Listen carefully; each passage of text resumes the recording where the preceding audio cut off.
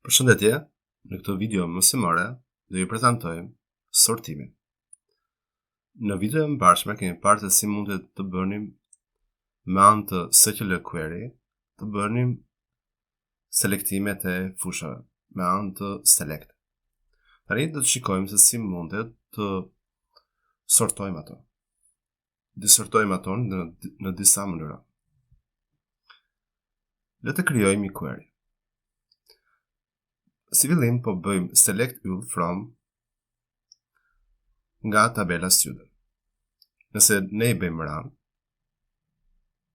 pra shkojmë në design dhe bëjmë run, do shikoni që ato shfaqen dhe renditen sipas ID-së së studentit. Detyra jonë është që ne t'i rendisim sipas emrit ose sipas emrit, sipas mbiemrit ose sipas gjenisë. Si fillim, le të heqim pjesën e select all dhe të afishojmë disa fusha. Po lëmë të afishohen first name dhe last name. Pra shikojmë, vendosim last name dhe first name. Nëse ne do të bënim run, do shfaqeshin vetëm këto dy fusha, por ende janë të renditura sipas ID-së. Le të vendosim një kod tani, që quhet order by, dhe do shërbej për të renditur, dhe po i bëjmë sipas last name. Nëse ato renditen, shikojnë që defaultin e saj e ka nga A-ja deri tek Z-ja. Pra nga më i vogli deri te më i madhi. Nëse ti dëshiron të ndryshosh, pra nga Z-ja te A-ja, do duhet të vendosësh një kod. Le të shkojmë përsëri në pjesën e dizajnit. Pra në SQL view. Nëse ne do shtojmë një kod, për shembull A SC, do shikoni që është kodi që shërben për të renditur nga A-ja te Z-ja. Nëse ne do vendosim kodin tjetër, kodi tjetër do shërbej për të renditur nga Z-ja te A-ja.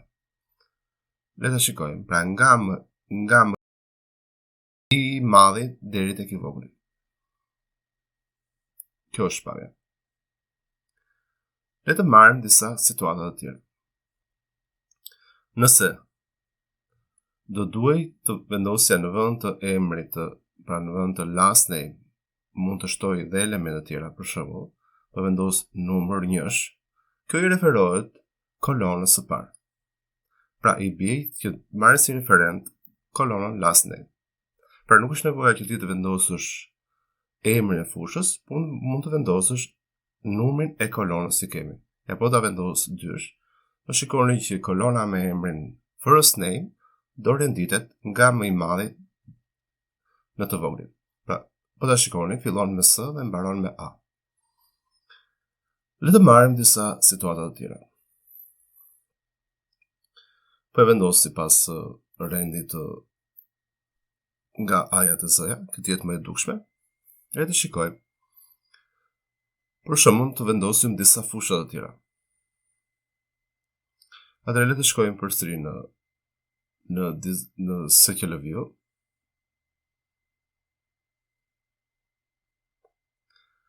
Dhe do doja që të përfshija fushën me emrin gjinia. Pra të rendis ato sipas gjinisë dhe sipas emrit dhe mbiemrit. Le të shtoj fushën në pjesën e selectit, pra fushën gjinia, dhe nëse do t'i bëja run, i bie që fusha e dytë nuk është më first name, i bie të jetë last name. Atëherë po t'i bëj run, i bie që ato po renditen sipas last name-it. Sepse kolona 1 është kolona e gjinisë dhe kolona 2 dhe kolona 3 janë last name dhe first name. Tani le të marrim situatë tjetër që do doja t'i rendisja sipas gjinisë dhe më pas sipas një nga fushave. Atëherë, po shtoj dy kritere. Pra kriteri i parë le t'i rendis sipas kolonës së parë, pra që bie të jetë kolona 1, për rendis nga A-ja te Z-ja, dhe po i ndajmë presje dhe kolona e dytë i bie last name dhe do rendisem përsëri nga A te Z. Pra, ka renditur gjinit dhe brenda këtyre ka renditur nga A te Z. Kjo do ishte një mënyrë për të renditur të dhënat. Pra, ose mund të rendisim sipas emrave të fushës, ose duke referuar numrit të kolonave.